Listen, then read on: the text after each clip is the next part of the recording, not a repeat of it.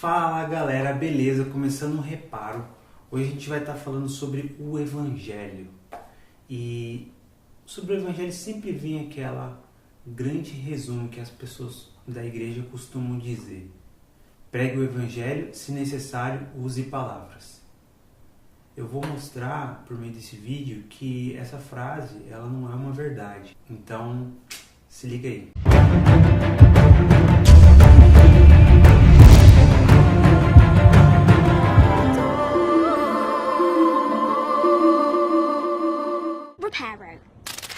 Bom, basicamente eu vou estar falando sobre o Evangelho hoje usando esse livro aqui, do Greg Gilbert, chamado O que é o Evangelho. Esse livreto da editora Fiel é um livro muito útil para aqueles que desejam conhecer mais sobre o Evangelho, o que é o Evangelho. E ele começa justamente buscando passagens na Palavra de Deus em que homens expuseram o Evangelho. Então ele começa pegando os apóstolos no Novo Testamento, como que eles expuseram o Evangelho, e ele busca captar esses elementos essenciais do Evangelho e ele sintetiza isso no livro dele. E o primeiro ponto que o Greg Gilbert coloca no livro dele é criação, né? Que é o início de tudo. E nessa criação existia, na verdade, um Deus santo e justo. Esse primeiro ponto sobre o Evangelho ele é muito importante. Por quê? Porque o que a Bíblia diz é que antes que houvesse o homem, terra, céus ou qualquer outra coisa, Deus existia. Pai, Filho e Espírito Santo existem antes de qualquer coisa existir. E eles se bastam. Algumas pessoas perguntam, né? Quando que Deus começou a existir? Quem criou a Deus? A Bíblia afirma que Deus existe de eternidade em eternidade, né? Salmo 92. E o Pai ama o Filho perfeitamente, o Filho ama o Pai, o Espírito Santo flui do Filho para o Pai eternamente. Então, esse deleite, esse gozo que existe entre a Trindade, desde a eternidade passada, ele transbordou na criação. Eles resolveram criar o universo e criar o homem. E criaram o homem como o ser mais importante da criação. Além disso, esse Deus é um Deus santo. E a santidade de Deus é algo muito importante porque tem a ver com o caráter de Deus. A Bíblia afirma que Deus é infinitamente santo, ele é santo, santo, santo. 3 vezes, né? Isso enfatiza justamente que Deus ele tem um caráter que é totalmente acima de qualquer outra criatura que exista. Deus ele é o criador de tudo. Abacuque 1,13. Tu és tão puro de olhos que não podes ver o mal e a opressão não podes contemplar. Então o ponto é justamente esse, né? De que Deus ele não pode contemplar o mal, de tão santo que ele é. A Bíblia também diz, porque o Senhor é justo, ele ama a justiça.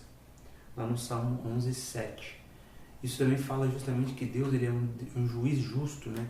Nesse momento de dificuldade que nós vivemos na nossa política, nós temos um juiz nos céus, que é Deus, que sempre vai julgar de maneira justa, sempre vai julgar de maneira correta. Então, esse é o próprio Deus. Então, esse Deus que criou o universo, né?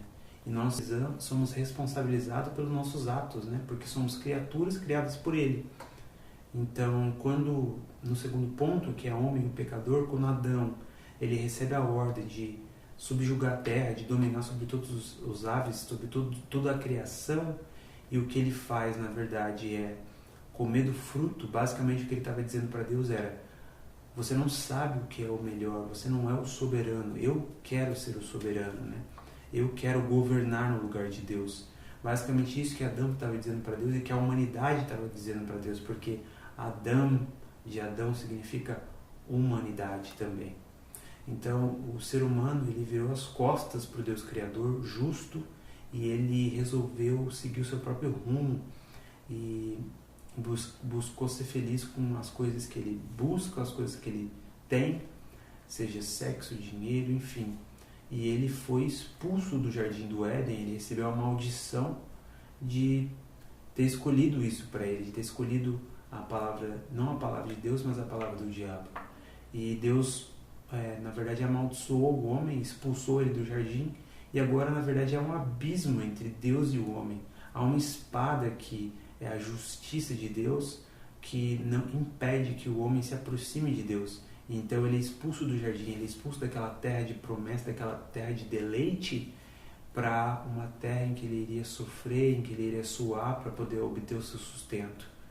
E aí então a gente tem justamente a queda, né? O homem pecador. A gente vê o primeiro assassinato com Caim e Abel, Caim matando o seu próprio irmão, e então a gente vê cada vez pior a humanidade, só piorando, né? Com a Torre de Babel, então Deus chega ao ponto de dizer que vai destrói a terra e reinicia tudo de Noé. Porém, ainda assim, mesmo depois de Noé, o homem continua pecando e não há esperança para ele. O ponto é que até mesmo na aliança que Deus faz com Israel, mostra justamente isso, que o homem é incapaz de salvar a si mesmo. Por diversos momentos, o povo de Israel nega o próprio Deus. Então a gente tem o terceiro ponto, que é a nossa esperança, né, que é Jesus Cristo, o Salvador, que apesar de toda desesperança que o homem tinha, e justamente por causa dela, né, como diz lá em Efésios capítulo 2, de que nós andávamos no pecado, nós estávamos escravizados, cegos e totalmente entregues ao pecado e presos sem poder sair. Mas Deus, né, sendo rico em misericórdia, por causa do grande amor com que nos amou, Ele enviou o seu Filho Jesus Cristo, né? Porque Ele amou o mundo de tal maneira que deu o seu Filho. Ele não amou o mundo de tal maneira simplesmente porque o mundo é muito grande, mas principalmente porque o mundo é muito mau e porque nós pecamos contra um Deus santo e justo. Então Ele viu o seu Filho ele é maltratado, ele serve de maneira perfeita e com uma vida indestrutível, sem pecado algum. Ele morre numa cruz abandonado pelos seus discípulos, e ao terceiro dia, para justamente acabar com qualquer dúvida de que ele era Deus, ele ressuscita dos mortos e ele aparece para muitos dos discípulos e também para muitos do povo. E então, por meio de Cristo, né, ele promete o perdão dos pecados.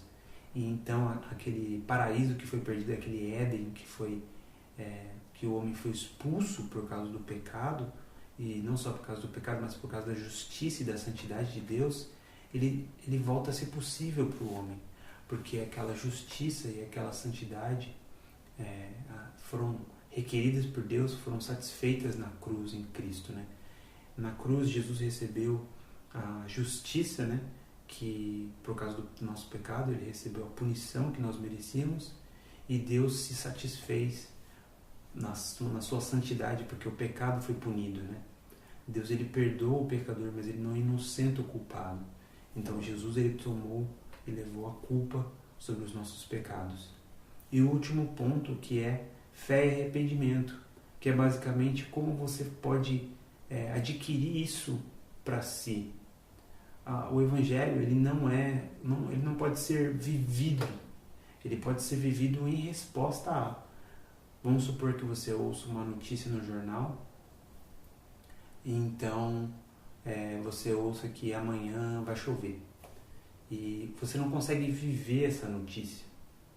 Você consegue responder a ela com fé, estou pegando uma sombrinha, e no outro dia acreditando que vai chover. Então você não consegue viver o Evangelho. O Evangelho é uma notícia que você deve responder a ela. E a forma como você vai responder é com fé e arrependimento, para que você possa participar da salvação em Cristo e para que você possa receber esse presente. Então a forma como alguém responde a essa mensagem do Evangelho é com fé e arrependimento. E o que é fé? Fé é a certeza de que isso é a verdade, de que Cristo ele veio, ele morreu e ressuscitou ao terceiro dia, de que você é um pecador, de que ele te criou, de que os seus pecados são sua responsabilidade e você pecou contra um Deus santo. E arrependimento simplesmente é você se voltar contra aquilo que você fazia e passar a seguir a Deus agora em uma novidade de vida, uma vida que flui da palavra dele, em submissão a uma igreja e fazendo parte de um povo de Deus agora. Então esse é o Evangelho. O Evangelho não é uma coisa que nós podemos viver, mas com certeza é uma notícia que muda toda a nossa vida. É isso aí, galera. assine o canal, clique no sininho para você poder, toda vez que sair um vídeo novo, você poder acompanhar. E curta esse vídeo. E compartilhe com seus amigos, deixe o seu comentário, faça a sua sugestão de resenha de livro. E fica aí o meu abraço.